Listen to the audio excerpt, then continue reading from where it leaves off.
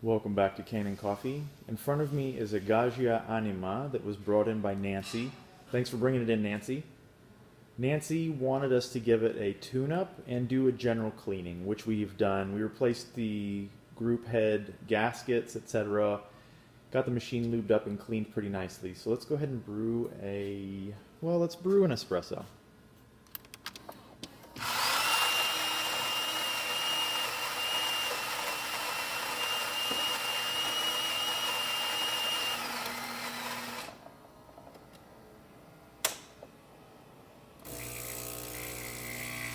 Let's take a look.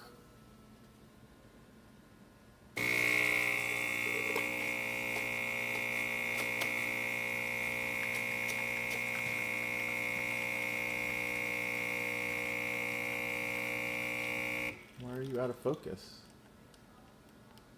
Buddy, focus. There you go. That's pretty great, actually, now that we can see again. Guys, we make these videos all the time. If you like them, give us a thumbs up and subscribe to the channel for more videos just like this one. Like I said, we make them all the time. So we'll see you in the next one. It won't be long. Bye.